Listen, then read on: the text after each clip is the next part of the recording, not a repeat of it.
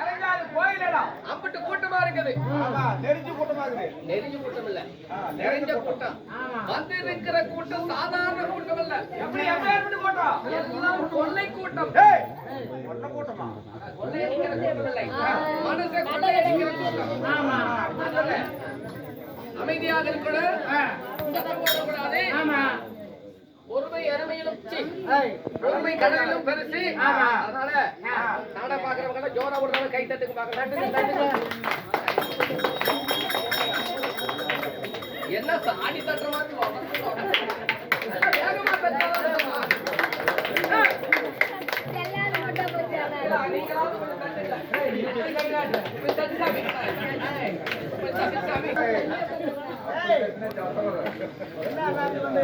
ஏன்னா நீங்க சத்தம் போட்டீங்கன்னா இந்த வீடியோ எடுக்கிறாங்க, அது வந்து உங்களுக்கு குரல் அப்படியே கேட்கும்.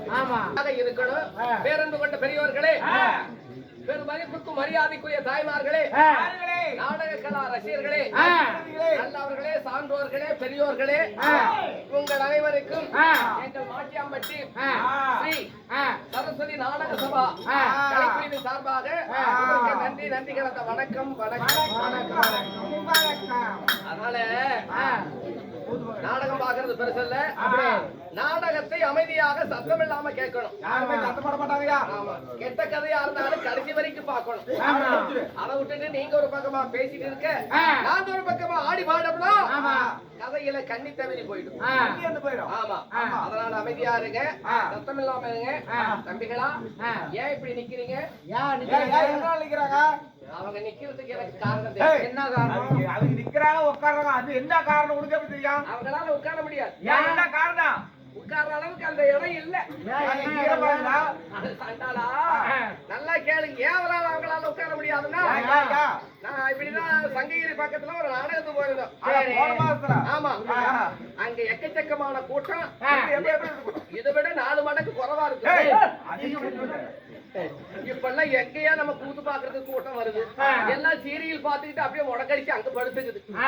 நல்லா கேளுங்க, அது ஒரு காரணம் வச்சு சொல்றேன், கேளு. என்ன காரணம் வச்சு?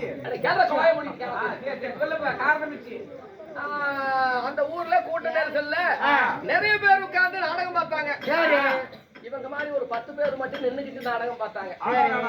எனக்கு ஒரே சந்தேகம், என்னடா இவ்வளவு பெரிய கூட்டத்துல இத்தனை பேர் உட்கார்ந்துகிட்டு நாடகம் பாக்குறாங்களே, ஒரு 10-15 பேர் மட்டும் இப்படி நின்னுகிட்டு நாடகம் பாக்குறாங்களே, என்ன விஷயமா இருக்கும் அப்படின்னு அந்த ஊருக்காரரை கூப்பிட்டு கேட்டேன்.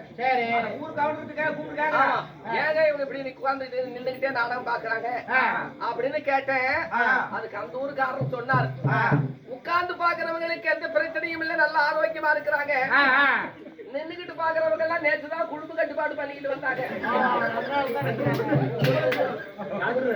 கூட சொல்லல சாமி, நீ ரொம்ப வந்து விலைக்கு விட்டுறாதே, நாளைக்கு பெற்றுவீங்க போல இருக்கு. அந்த ஊர்ல அப்படி சொன்னாங்க, நீங்க அப்படி இல்ல. அதனால ஏன் இப்ப கூட்டம் வர மாட்டேங்குது? எல்லாம் இந்த சீரியல பாத்துக்கிட்டுதான். நல்லா கேள்வி, எங்க ஊர்ல அப்படிதான் ஒரு கிழவி என்னாச்சு, சீரியல் பாத்துக்கிட்டு, நல்ல அருமையான சீரியல், அது செம்பருத்தி. அதை பார்த்துக்கிட்டு பக்கத்துல முறுக்கு ஒரு பொட்டலத்தை வாங்கி ஒரு தட்டுல வச்சுக்கிட்டு தின்னுகிட்டே இருந்தா. எங்க வீட்டுல கொஞ்சம் கொசு கடி அதிகமா இருக்கு, கொசுவத்தையும் பத்த வச்சு உட்கார்ந்து தின்னுகிட்டே இருந்தா. நல்லா ஒரு சோகமான சீனு வந்தது. இந்த பொம்பளை முறுக்கு எடுத்து கவுக்கு கவுக்குன்னு தின்னுகிட்டே இருந்தது.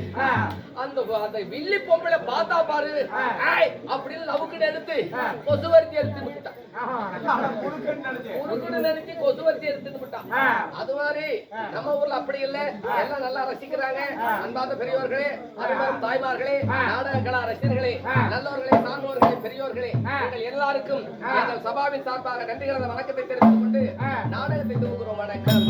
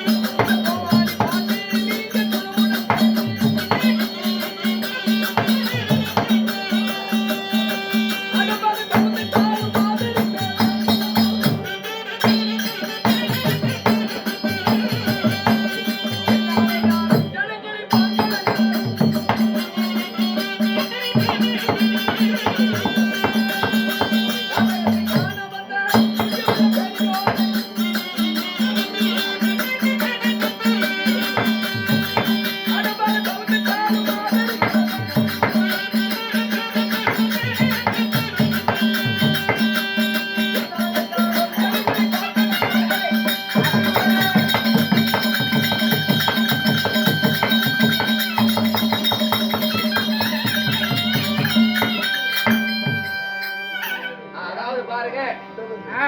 நான் ஒருத்தனே ரொம்ப நேரமா பேசிட்டு ஆடிட்டு இருக்கிறேன். ஆ, ஆ. யாரோ தெரியல. ஆமா. ஒருத்தர் வர்றாரு. வராரு. யாருன்னு பார்க்கலாம். ஆ. நான் வந்தவுடனே எனக்காக அன்பளிப்பு செய்த ஆ. அருமையான சீரக சித்தப்பா சீனு சித்தப்பா அவர்கள். உங்களுக்கு சித்தப்பாவே எங்களுக்கு சித்தப்பா. அன்பளிப்பு செய்திருக்கார். தப்பி விட்டு உன் பேர் என்ன? வா. திரும்பி சொல்லு. கையாடு கையாடு. பேர் என்ன? ஹரிஷ். ஹரிஷா? ஹரியா ஹரிஷா? ஹரிஷ்.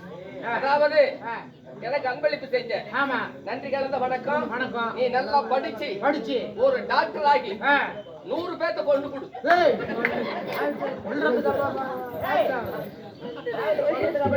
அட சண்டாளா, 100 பேத்த கொண்டாதான் இப்போ ஒரு டாக்டர்.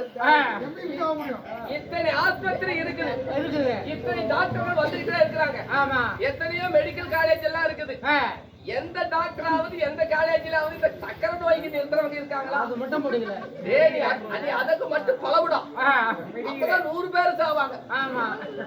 அப்படி வேணா நீ கலெக்டர் அப்படி. அதுதான் நல்லது. அதனால எனக்கு அன்பளிப்பு செய்த நல்ல உள்ளங்களுக்கு நன்றி. நன்றி கிடந்த வணக்கம். யாரோ ஒருத்தர் வராரு. யாரோ